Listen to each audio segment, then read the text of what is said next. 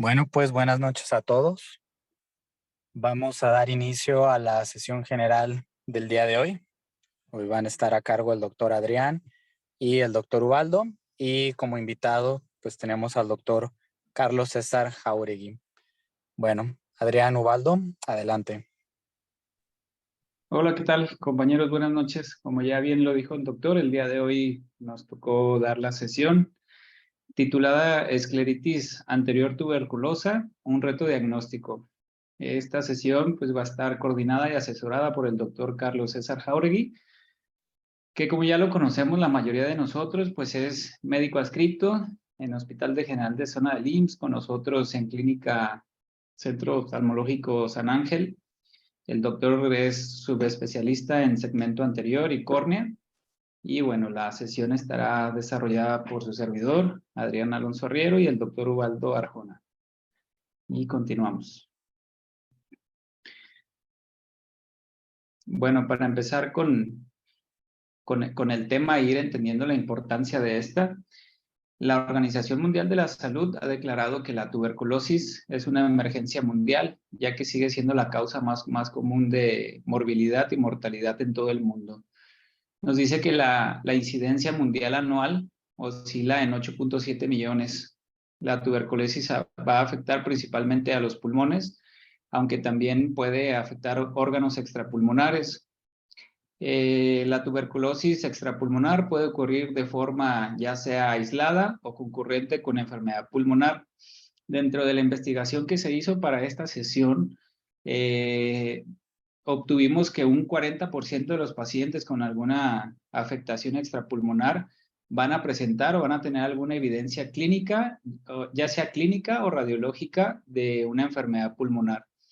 Y dentro de los principales sistemas afectados por este microorganismo sería el sistema digestivo, sistema urinario, sistema cardiovascular, el sistema cerebrovascular, y el que nos compete y el que sería el tema de hoy, pues tuberculosis ocular. Siguiente.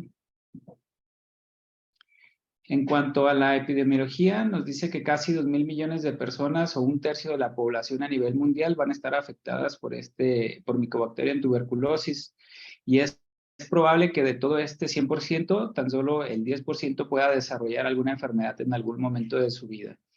La distribución geográfica que se ha analizado, que se ha determinado de la tuberculosis, pues es variable, pero se han identificado 22 países que estos contribuyen o van a ser la carga total de tuberculosis. Y en la tablita que vemos aquí en la imagen están los 22 países con el mayor índice de tuberculosis. Y afortunadamente, y en la siguiente diapositiva vamos a ver que México, pues, al menos no figura en esta lista. Bueno, algo pasó en esta imagen porque se veía diferente, pero lo que quería decirles yo aquí es de que en las páginas del gobierno mexicano y en algunas estadísticas que ha dado la Secretaría de Salud, nos dice que en los últimos 30 años, pues ha bajado de manera muy significativa la incidencia en mortalidad por tuberculosis, en donde, bueno, ha ido disminuyendo. De los últimos reportes que había eran del 2009 y del 2022, pero bueno, en conclusión nos decía que ha disminuido mucho el porcentaje de afectación de tuberculosis en México. Siguiente. Y bueno, para empezar, ¿qué es la tuberculosis y de qué manera es que se transmite esta enfermedad?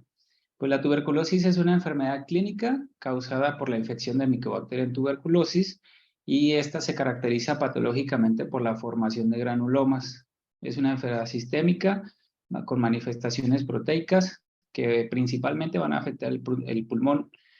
Esta patología pues es una infección transmitida por el aire, se propaga de persona a persona cuando una de estas personas pues contiene o está infectada por este tipo de patología, expulsando gotas que contienen Mycobacterium tuberculosis. Estas gotitas tienen la característica que miden de 1 a 5 micras, que pueden permanecer suspendidas en el aire por varias horas. Si se inhalan, pueden producir la transmisión, y por lo general, para que pueda desarrollarse este proceso patológico infeccioso, se necesitan la inhalación de 5 a 200 bacilos para poder desarrollar la patología. Siguiente. Bueno, y en cuanto a historia de tuberculosis ocular, pues como podemos ver, no es un tema nuevo, no es un tema reciente, es un tema que ya fue descrito, documentado desde el siglo XIX, en donde su primer descripción se vio en 1711 por una afectación en el iris. Pasaron los años y en 1882 fue cuando se identificó el bacilo causal de tuberculosis. Sin embargo, en 1883 pues fue cuando se describió y se identificó por primera vez en el ojo humano la presencia de bacilo tuberculosis en ojo humano, y se identificó como la causa principal de una uveitis, que como lo veremos en el desarrollo de la presentación, hay literaturas que nos ayudan a clasificarlo, hay literaturas que lo mencionan como primario, secundario, y bueno, una clasificación de esta. ¿Seguimos? La tuberculosis ocular es una entidad poco frecuente, su impacto no ha sido bien reconocido, y bueno, por lo mismo que su incidencia es muy baja, no se le ha dado como esa importancia, más sin embargo, la afectación que puede presentar en un paciente, pues sí es significativa. Entonces yo creo que valdría la pena, y es el motivo por el que se escogió este tema para esta sesión, porque es de suma importancia, ¿no? Entonces las presentaciones más comunes y las clasificaciones más comunes es una uveitis anterior crónica, coroiditis, escleritis, que es el tema que estamos desarrollando en la presentación, y una escleroqueratitis. Continuamos. Bueno, en algunas literaturas, lo que les comentaba, se puede dividir o clasificar como primaria y secundaria. En la primaria nos dice que el ojo ha sido la puerta de entrada de la micobacteria sin evidencia de infección sistémica. Y en la secundaria nos dice que la infección que resulta de la diseminación contigua a partir de una estructura adyacente o por diseminación hematógena. Como la más común es pues la diseminación pulmonar. Continuamos. La escleritis tuberculosa pues puede ser causada por una invasión directa de la escleritis o por una reacción inmunomediada a antígenos micobacterianos circulantes desde un foco distante, a pesar de la ausencia de micobacterias en el ojo.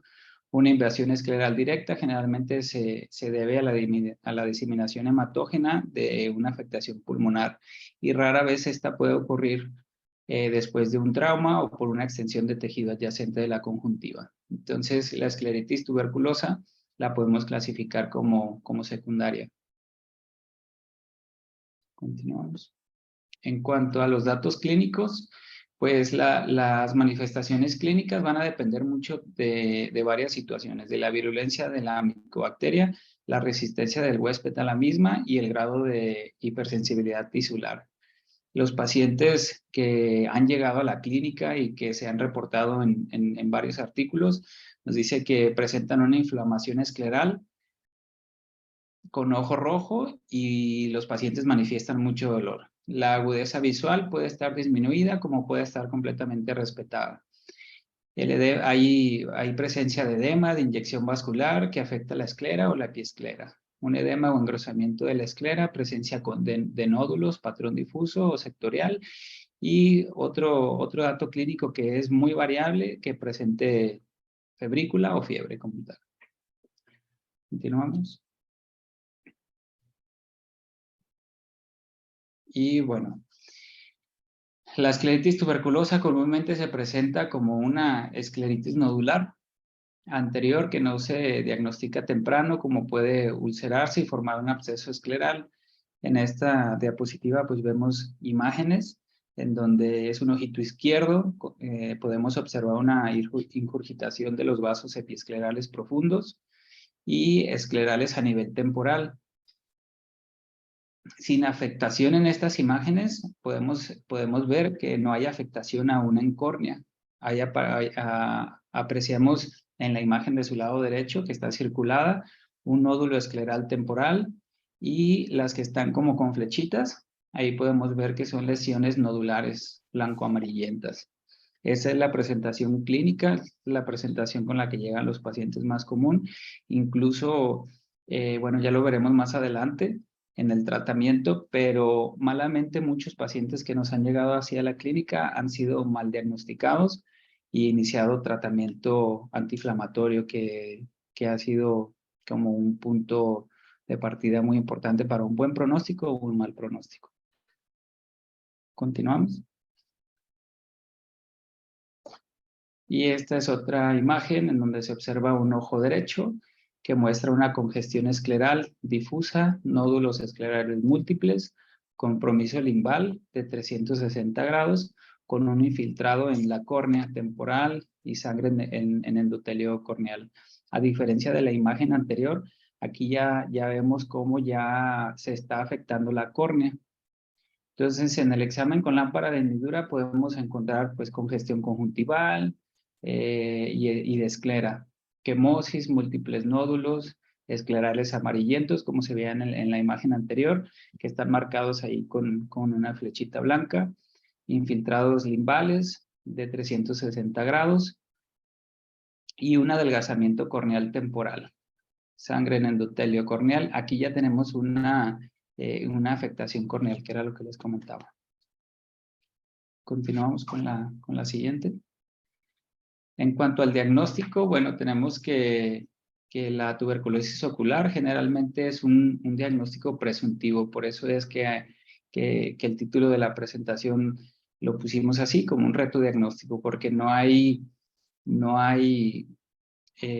bastante información, no hay mucha evidencia sobre este tipo de casos. Sin embargo, bueno, lo que encontramos es esto que les estamos proyectando. El diagnóstico definitivo se hace con la detección de Mycobacterium en tuberculosis en fluidos o tejidos, pero para poder tener un tejido, pues es bastante difícil.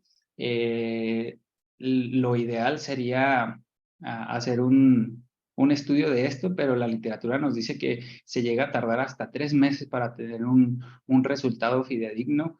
Entonces, esperar a tratar a un paciente 3 meses, pues puede llegar a ser un tiempo muy significativo.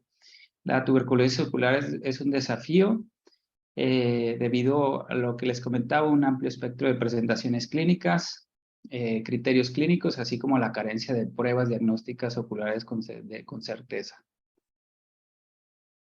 Siguiente. Es un diagnóstico de presunción por la dificultad de aislar el bacilo a nivel ocular, y esto, bueno, se debe principalmente por 3 motivos. Las formas de tuberculosis extrapulmonar son generalmente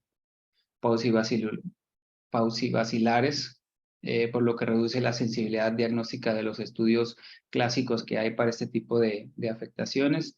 La muestra de tejido ocular suelen ser insuficientes, esperamos los 3 meses y el resultado es que la muestra es insuficiente y no nos entregan un resultado como tal. Y pues son casos raros. La implicación ocular puede ser el resultado de una reacción inmunológica, de hipersensibilidad. Entonces, como tal, no hay algo bien establecido como criterios diagnósticos.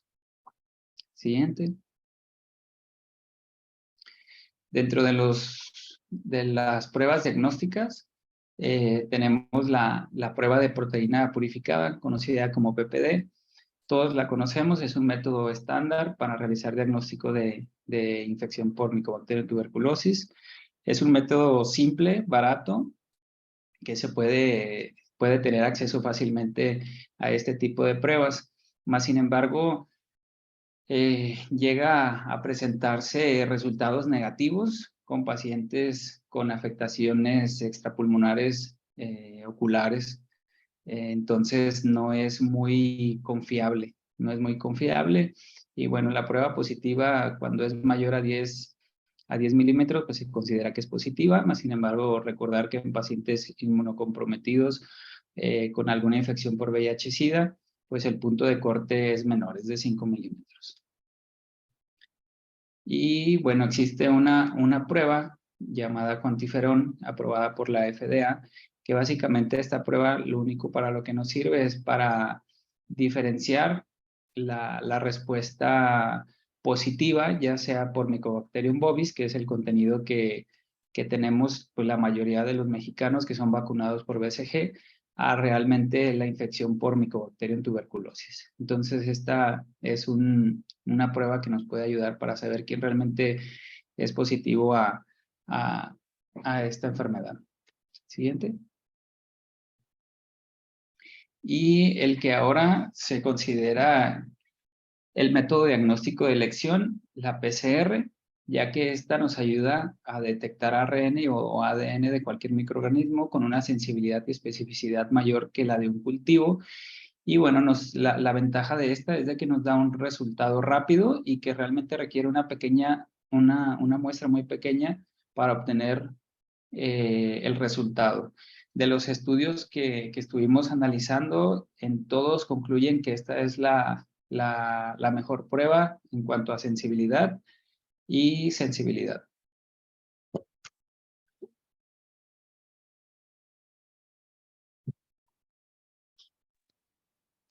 Bueno, voy a continuar yo. Nada más agregando un poquito a lo que comentaba mi compañero. En cuanto al QuantiFERON, pues mencionaba la literatura que resultaba muy útil, sobre todo en población donde la TB o la vacuna de BCG era algo muy común, ya que podía darnos falsos positivos. Entonces era como, podíamos dar una mayor certeza pues de que el resultado fuera positivo o negativo. Y en cuanto al diagnóstico, tenemos que lo podemos dividir como un diagnóstico definitivo, probable o posible. Un diagnóstico definitivo se considera cuando hay una lesión pulmonar o extrapulmonar con una baciloscopía positiva, puede ser en esputo, líquido o anatomía patológica y asociado a alguna lesión ocular. Asimismo, se puede considerar si hay una PCR positiva, ya sea en humor acuoso o en vítreo, y con una baciloscopía, perdón, con humor acuoso o vítreo. El diagnóstico posible se da cuando hay lesiones pulmonares o extrapulmonares con una baciloscopía negativa, pero un PPD positivo. Y el posible cuando hay una lesión ocular, pero no hay una lesión pulmonar, pero tienen un PPD positivo. En cuanto al tratamiento, pues tenemos que el uso de corticosteroides pues todavía sigue siendo algo controvertido en la escleritis tuberculosa. Por lo general suele ser empírico el tratamiento y pues muy presuntivo, sobre todo en base al DOTBAL o a la primera línea de medicamentos antituberculosos. Y en caso de que haya una resistencia a estos, puede haber una segunda línea, que son los medicamentos que están aquí, la protamida, la ciclosorina, moxifloxacino o ácido 4-aminosalicílico. Una vez que tenemos el diagnóstico y el tratamiento, pues tenemos que tener una estrecha relación con el inmunólogo o el infectólogo, ya que hay varios medicamentos que nos pueden ocasionar neuritis óptica. Entre los más importantes, pues tenemos la isoniazida o el etambutol, y pues nos puede ocasionar la neuritis óptica y alteración en la percepción de colores. Entonces, estar en vigilancia. Vamos a continuar con un par de casos clínicos. El primer caso clínico fue una femenina de 46 años. Antecedentes de importancia: laboraba en un hospital, hipertensión arterial sistémica de larga evolución y alérgica a la penicilina. Acude por primera vez a consulta el 29 de abril del 2022 con un ojo izquierdo rojo y doloroso de 6 semanas de evolución.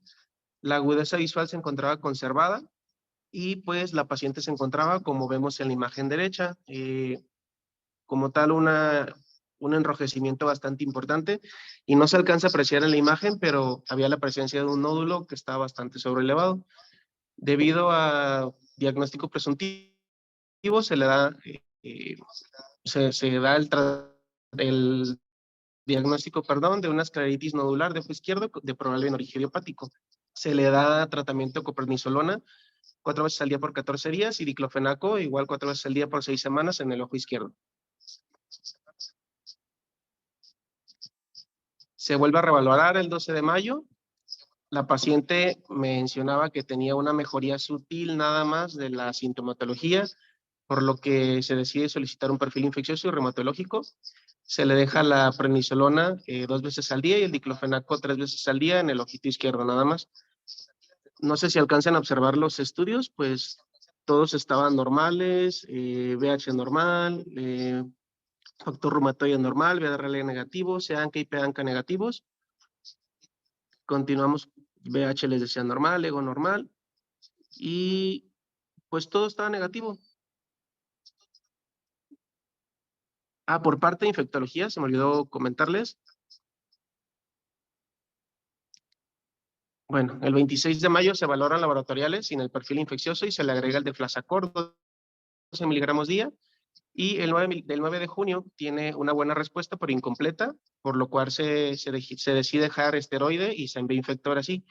Infectología le realiza una prueba de PPD donde, como podemos observar en la imagen, pues es positiva. Entonces, el 19 de junio se le inicia tratamiento con isoniazida cada 8 horas por 6 meses, complejo B por 6 meses, la prednisolona 2 veces al día, o sea, decreciente la prednisolona, el deflasacort igual hasta suspender, y el de infectología nos da diagnóstico de una TB latente.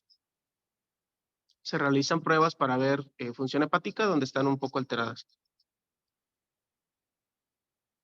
Después del tratamiento, la paciente pues estaba casi con mejoría total. Se inició el 19 de julio, entonces tenía pues 3 meses y estaba casi con mejoría total la paciente.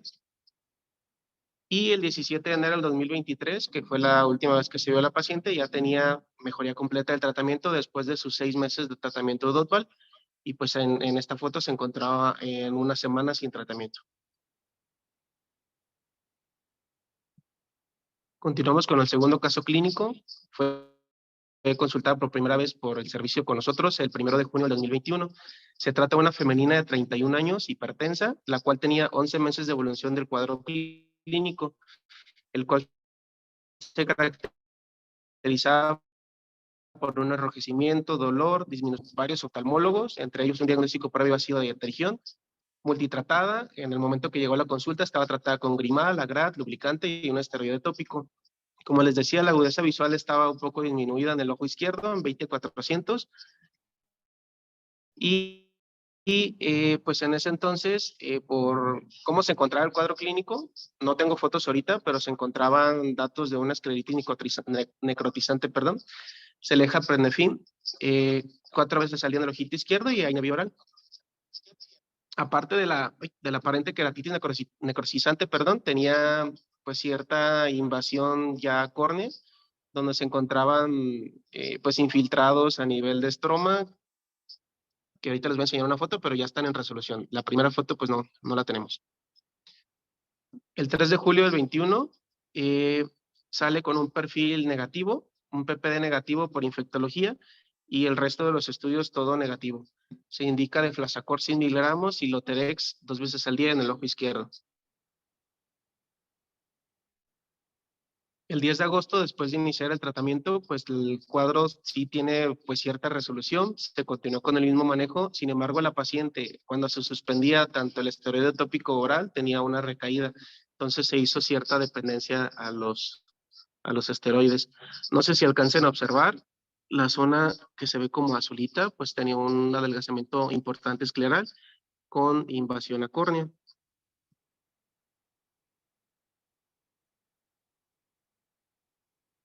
El 29 de enero del 22 vuelve a tener una recaída. La agudeza visual está mucho mejor en 2020. Se le da tratamiento con cloroquina, con el Alalen, Deflasacort, Modusic y se suspende el esteroide bioral. En esta imagen se alcanza a observar un poquito más toda la invasión que ya tenía hacia córnea. Como les comentaba al inicio, la agudeza visual era muy mala, 20/400, pero ya en esta foto ya estaba en 20/20. Entonces continuamos. El 9 de agosto del 22 se envió de nuevo inmunología y el 28 de septiembre del 22 por fin se da un diagnóstico de una TB positiva, perdón, y se inicia por parte de infectología, DOTBAL. Todos los estudios estaban normales, nada más la importancia, pues aquí es el cuantiferón, que está positivo.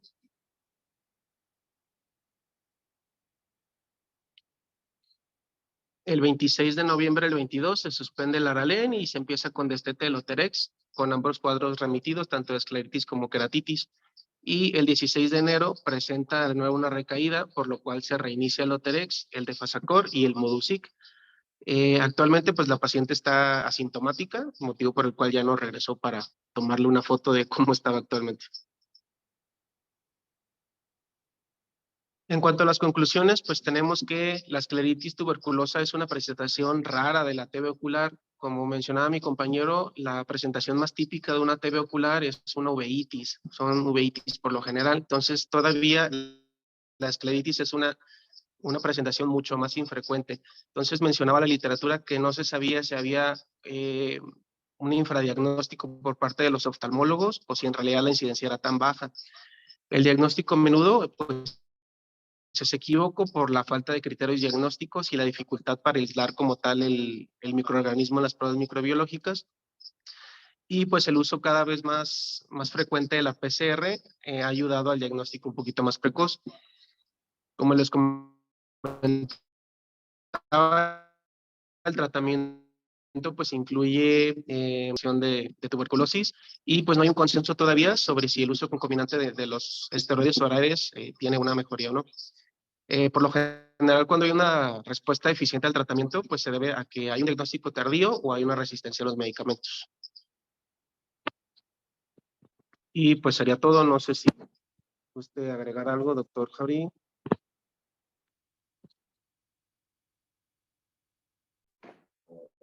Hola, hola, buenas noches. No, pues más bien,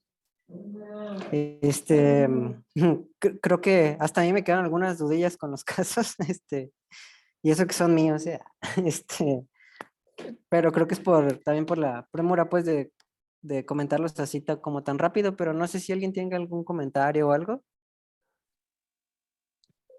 o alguna pregunta. Yo tengo una pregunta, soy Tania, ¿qué tal? Buenas Hola, noches. Tania, buenas noches. Gracias por su tema.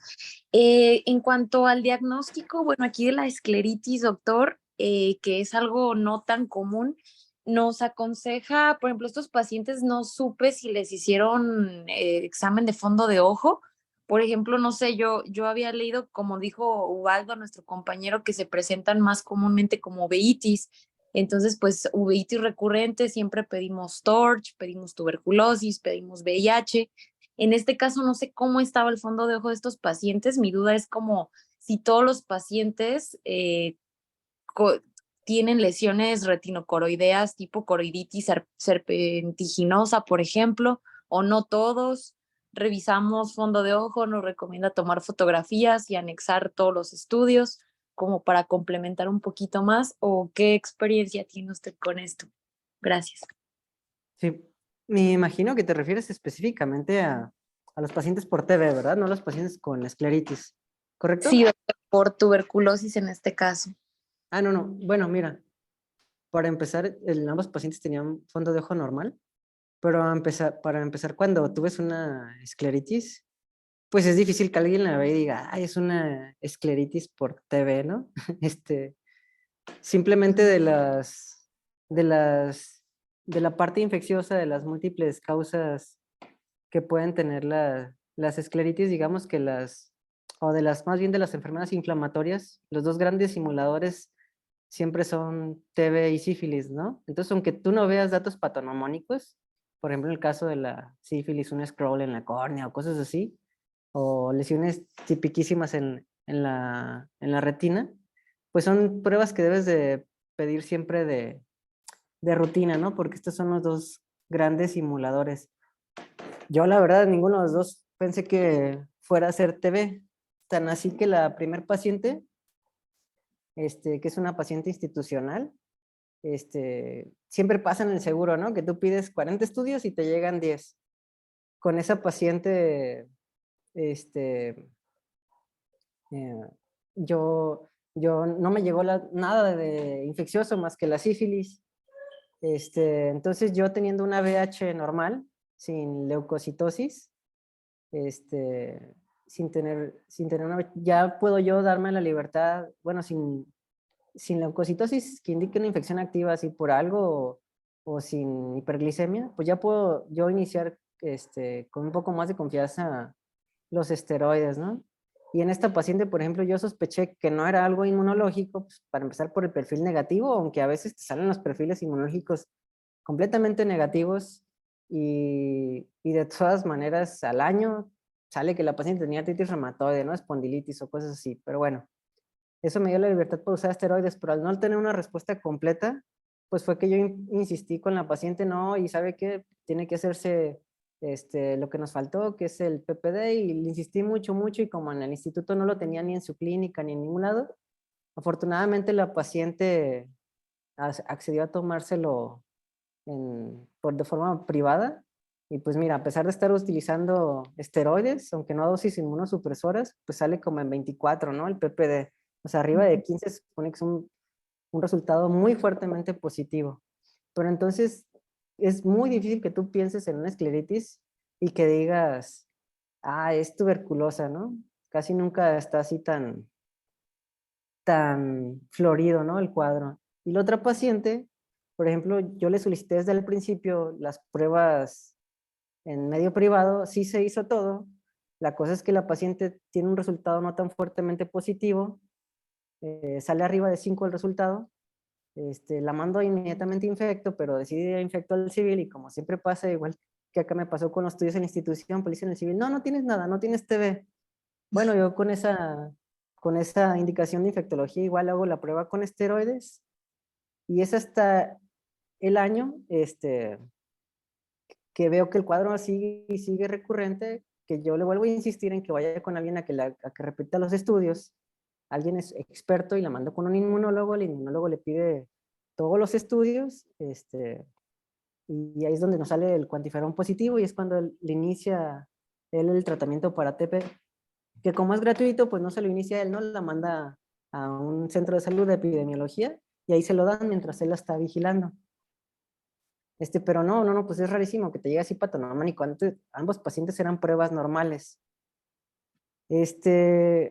De aquí, una de las cosas muy importantes después de esto que le estoy platicando, es que con los pacientes con enfermedades inflamatorias, hay ciertos criterios para pedir perfiles, ¿sí? Por ejemplo, aprovecho para decir algunos puntos, ¿no?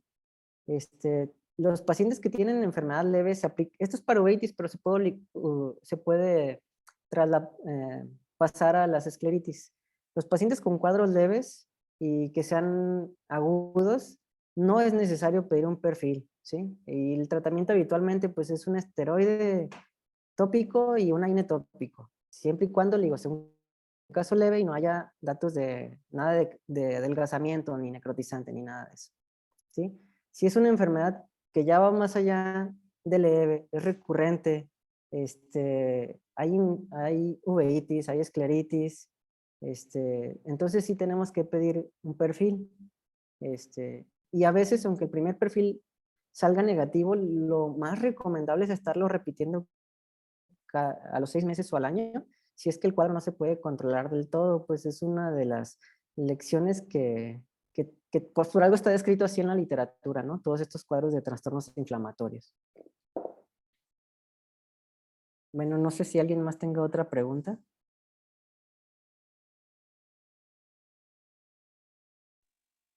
Muchas gracias, doctor.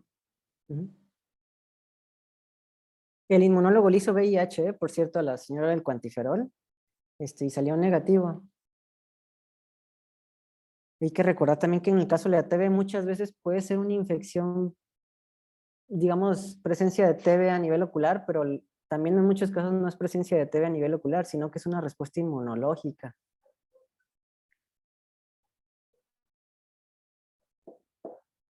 No sé si alguien más quiera preguntar algo más o hacer algún comentario. Buenas noches, doctor, un gusto. Una Igual. consulta. En estos pacientes, cuando estamos disminuyendo los esteroides, ¿qué tan brusco o qué tan alargado tiene que ser esta disminución de esteroides? Pues porque, como vimos en la presentación, los casos, pues al retirarlos, empezaban nuevamente con los cuadros. Entonces, ¿cuánto tiempo es lo oportuno? Bueno, en la señora que inició esteroides y no tengo prueba de PPD, en cuanto tengo el PPD positivo, suspendo completamente el esteroide bioral pues, casi de golpe, ¿no? No lo puedo suspender de un día para otro, pero rapidísimo, cada 2 días, pues yo les doy, ellos tenían esteroide, pero a dosis antiinflamatoria, aclaro, no inmunosupresor, ambos, pues rapidísimo, en 4 días ya lo puedes tener suspendido el esteroide, ¿sí? Porque ambos usaban de Deflazacort, entonces cada día puedes ir disminuyendo 3 miligramos o 6 miligramos cada 2 días. Sí, rapidísimo. Y en el caso de la otra paciente, esa es la primera, la que no tenía PPD, y la que tiene mucho tiempo, desde el 2021, ella mi plan igualmente, cuando el inmunólogo, cuando llega conmigo y me dice, doctor, hace 2 semanas me están dando el Dotval, pues sabes que suspendo la hidroxicloroquina, que la estaba controlando bastante bien, pero estamos incrementando la toxicidad a nivel de fondo de ojo, pues se suspende la hidroxicloroquina y también suspendo casi de inmediato los esteroides. Decidimos volverle a dar esteroide, y espero yo sea por poco tiempo, porque esto tiene poquito, esto acaba de ser en enero, pues porque tiene un cuadro muy severo ahí de una inflamación escleral que afortunadamente no tenemos foto, pero mi plan pues es igual que dure pocas semanas con él para que pueda continuar con su Dotval y termine tratamiento con Dotval, no con esteroides, pues. Estos pacientes también mi lección es que si se fijan, la paciente que ya se recuperó, no se recuperó inmediatamente, tenía 3 meses con isoniazida y aún así ya no tenía dolor, ya no tenía gran afección, pero de todas maneras quedaba ahí una zona medio encurquitada, así medio rara, y fue hasta los 6 meses que se veía realmente la resolución completa del cuadro. Entonces yo pienso con otra paciente también ser paciente a que haga efecto el Dotval, espero no tener que dar ya más esteroides en un futuro. Aquí sí respondiendo específicamente a lo de la TV.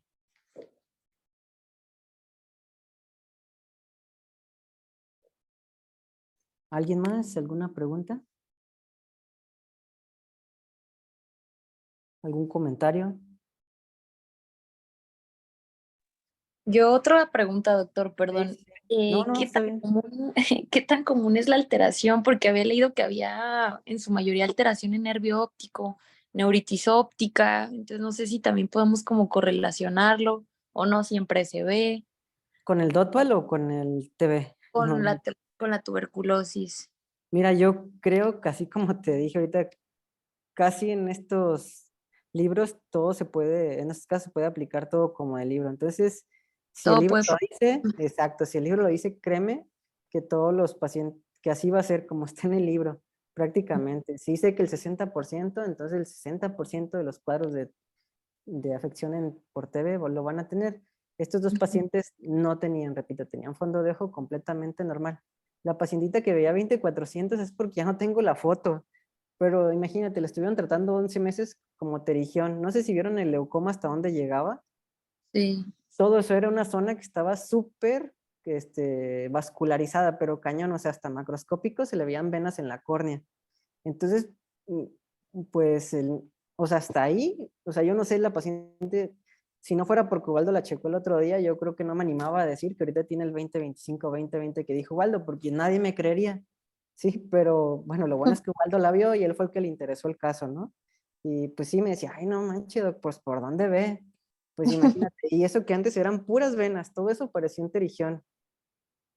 Parecía, ¿eh? No digo que se No veía. lo No, no, no, bueno, para mí no, pues, pero habrá quien, pues, pudiera llegar a confundirlo. Y a todo háganle caso, pues, a la literatura.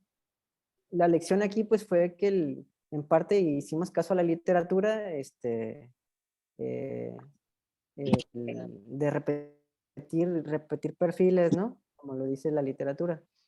Una cosa muy importante, fíjense que en realidad, y eso sí cuando Waldo me dijo que lo quería presentar, dije, pues se me hace que es un caso que a lo mejor no es una cirugía tan novedosa, no es algo, un tema así tan, digámoslo así, tan vanguardista, pero a mí me interesa mucho que, pues a veces, qué bueno que vean de todo, pero, o sea, ven ahorita DIMEC, DISEC, iSTEM, bueno, está bien que se aprendan todo y que lo sepan todo bien, pero realmente eso no les va a ser de utilidad hasta probablemente dentro de 3 o 4 años que ustedes, si deciden hacer una sub, estén haciendo un procedimiento de ese tipo, ¿no? Pero ahorita pues realmente que no es lo más importante que vean temas tan especializados. Y sí me ha pasado muchas veces que ahorita lo que no los debe de agarrar con la guardia baja son estos temas de urgencias, ¿no? Como las escleritis, y a veces parecen muy fáciles de diagnosticar, pero no lo son a veces tanto, tan así que esta paciente pues no la estuvo viendo un médico familiar, la estuvo viendo un oftalmólogo, y ya llevaba 11 meses. Entonces, pues tienen que aprender a ver muy bien, espero que todos hayan leído lo de que se les tiene que poner TP y eso. Mira, por ejemplo, ahorita les hago una pregunta bien a todos, el que me la quiera responder. Si tú pones su vasoconstrictor o una escleritis, ¿cómo esperarías ver una escleritis difusa? O sea, no una nodular, una difusa. A ver, ¿Desaparecen vasos? sí, pero ¿cómo la verías? ¿En 2 cuadrantes, en 3 cuadrantes, en todo el ojo? ¿Cómo estaría la escleritis difusa?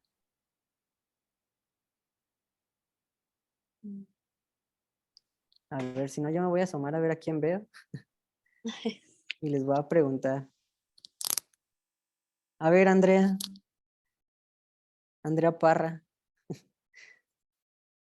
¿Sí está o nomás está su avatar?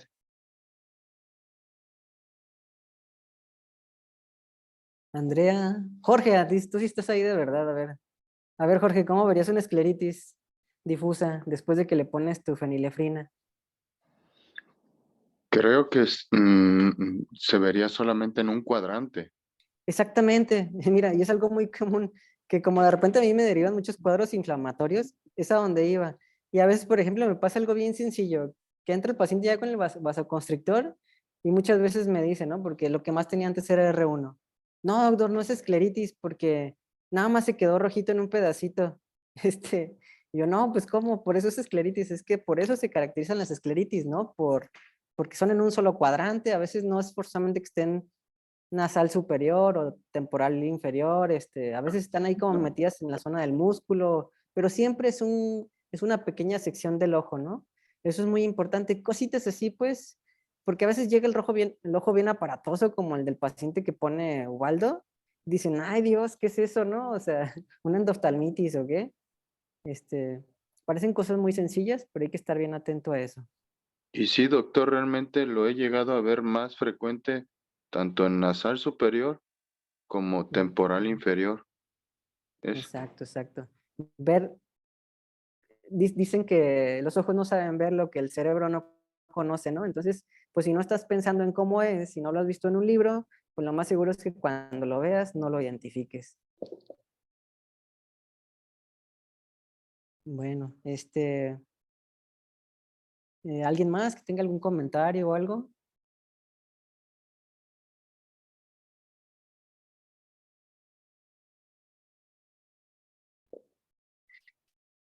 ¿No? Bueno, sobre esta pacientita, la que está ahorita en la foto, miren muchachos, quizá lo que más me preocupa de las escleritis es que algún día tengan la mala fortuna de que a su consultorio les llegue un paciente con escleritis necrotizante, pero activa, pues con lisis ahí en la conjuntiva y en la esclera. Esos pacientes, no se les debe, se manejan diferentes según el tipo de escleritis. Esos pacientes no se les debe dar esteroide tópico ni AINE tópico, ¿sí? Estos pacientes se deben de manejar con medicación sistémica, ¿sí? Probablemente se les tenga que dar esteroide bioral y pues si sale un perfil positivo para granulomatosis con poliangitis, pues hasta su ciclofosfamida, ¿no? Ojo, el hecho de que sepamos que este paciente le urge el tratamiento y que no podemos hacer una prueba con esteroide, significa que ese paciente tiene que tener sus exámenes inmediatamente el siguiente día. Y en cuanto tengamos una respuesta positiva de que tenemos autorizado el esteroide, ¿qué significa tenerlo autorizado? Pues que no haya leucocitosis, que no haya una hiperglicemia que contraindique el poner un esteroide. En ese momento no es necesario esperar los siguientes resultados porque ya sabemos que hay algunos que tardan un poco más. Ahí sí podemos dar nuestro esteroide de forma como prueba terapéutica, ¿no? Pero a ninguno de estos pacientes les inicié esteroide bioral hasta que no tenía pruebas ya tomadas del paciente. A lo mejor de algunas no resultados, porque esos te debería esperar a recibirlos, pero deberían de estar tomadas para que el esteroide no altere el resultado. Porque si tomamos, por ejemplo, una PCR y una BCG ya después de haberle dado un montón de esteroide, pues ya para qué, ¿no? Y a esta paciente le voy a poner unas comillas. Yo le puse el diagnóstico de escleritis necrotizante, pero ojo, conmigo ya no me llegó nunca me llegó la escleritis con lisis, ni la conjuntiva con lisis, ni nada de eso. Yo solamente lo mencionaba que podía ser una variedad necrotizante por los adelgazamientos que ya se veían de cuadros previos inflamatorios, ¿no? No de los cuadros con los que llegó conmigo. Aunque igual, también se dice que los pacientes que tienen uveitis muy recurrentes, aunque no sean necrotizantes, pues van a desarrollar un poco de adelgazamiento escleral a largo plazo. Por eso lo dejaría esa como en, digámoslo así, como entre comillas, lo de necrotizante, o si quieren le dejamos como escleritis crónica, ¿no? ¿Y alguien sabe para qué le di el Modusic? ¿Por qué se me ocurrió darle el Modusic? Pues en ese Creo que sí caso, es efecto de vasoconstricción. vasoconstricción. Sí Bueno, va no, por ahí la cosa, pero, pero, a ver, corrígelo por ahí, León. Si por ahí va la cosa, ¿eh? Para evitar la neovascularización. sí, pero Pues no para evitarla, porque les digo que parecía un terigión. Exactamente. La verdad, a final de cuentas, a esta paciente, lo que le vino a traer la mejoría visual, quizá no fue ni siquiera el control de la escleritis ni el control de la queratitis, sino que el Modusic vino a disminuir la vascularización corneal, se disminuyó con eso también la exudación lipídica y eso fue a final de cuentas lo que le hizo recuperar su visión, ¿no? No quiere decir que no hubiera funcionado el control de la queratitis y de la escleritis. Obviamente sí, porque si no se pudo haber complicado más, ¿no? Y pudo haber terminado en algo peor, ¿no? Pero al final de cuentas lo que le vino a dar el plus a este caso para que la paciente actualmente vea también es que combatimos la vascularización corneal y la exudación lipídica de ahí. Que a final de cuentas muchas veces lo que pasa, estos pacientes sufren más con las secuelas que con la propia inflamación activa. Entonces siempre, todo el medicamento que usemos, o que vamos en algún caso, siempre hay que echarle una hojita. A ver, ¿y eso por qué se lo dieron? Voy a preguntar, ¿no? Y también cuando nosotros tengamos otro paciente, a ver, le voy a dar esto, pero ¿por qué? ujú, Muy bien, pues creo sí, que es todo lo que, lo que, lo que yo tengo por aportarles, muchachos. No sé si con esto terminamos la sesión. Doctor, pues si ya nadie más tiene alguna duda, pues damos por terminada la sesión del día de hoy. una dudita antes que se Sí, me sí, sí, ocurrió. no, las que gusten. En ese caso, en el destete, al Ujú. destete, de cierta manera, si llegase a hacer la combinación de medicamento sistémico y tópico, suelta el sistémico y se queda con el tópico, más o menos por cuántos días también sería. Habitualmente yo las escleritis les doy pautas de 6 semanas, fíjate. Normalmente cada 4 horas por 2 semanas, y luego por 4 semanas cada 12 horas. No les hago un esquema así tan reductivo, porque luego hay pacientitos que como que si no les pones ahí la fecha después de cada renglón, no sé si a ustedes les ha pasado, pues, pero en la institución le ponen, por ejemplo, los posoperados de catarata cada 4 horas por 3 días y luego cada 8 por 3 días. Y la verdad es que el paciente nunca sabe dónde va. Entonces, pues sí les hago un esquema reductivo, obviamente porque es lo mejor, pero pues como un poco medio simplificado, ¿no? Y diario le digo al paciente, la próxima cita lo quiero con su receta en mano, ¿no? Porque pues hasta yo me confundo con las indicaciones cuando me las han dado a mí como paciente, pues entonces siempre le subrayo ahí, mire, y este va a ser hasta tal día, este día se termina y así. Y con el bioral igual, inclusive en estos pacientes les repito, nunca usé dosis inmunosupresoras, solo antiinflamatorios. Entonces la idea de la dosis antiinflamatoria completa normalmente es a pauta de 6 a 12 semanas, que es lo que hacíamos aquí con Janet, se llama esta paciente, y el resto del tiempo lo tenía con dosis muy tremendamente bajitas, porque si se fijan tengo 2 años viéndola, tremendamente bajitas, así 3 miligramos cada tercer día, y en algunas ocasiones la pude tener hasta 3 o 4 meses con la pura hidroxicloroquina y el Modusic.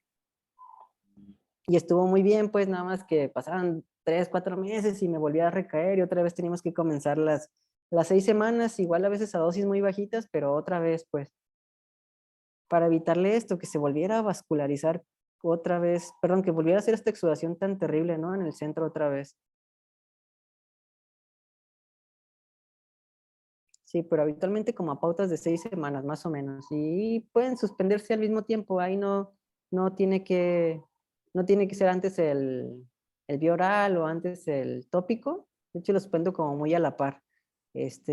Cuando sí es importante no suspender el medicamento, que termine primero, que termine posteriormente el esteroides, por ejemplo, en los casos que tengamos trastornos mm, enfermedades inflamatorias de la superficie, llámese escleritis o como se llame, si hay una infección en la cual tenemos que usar esteroide, ¿no? Como un herpes o lo que sea, siempre el esteroide se inicia posterior a estar bien impregnado el paciente de antibiótico y el esteroide se termina antes del antibiótico también. Por ejemplo, el caso de una toxo, ¿no? Así con vitritis bien tremenda.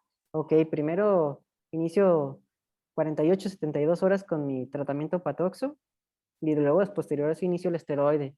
Y de todas maneras les aconsejo revalorar pronto después del inicio del esteroide. Y igual al final, pues que termine primero el esteroide.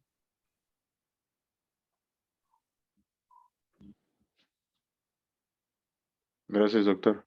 No, ¿de qué? ¿A ustedes?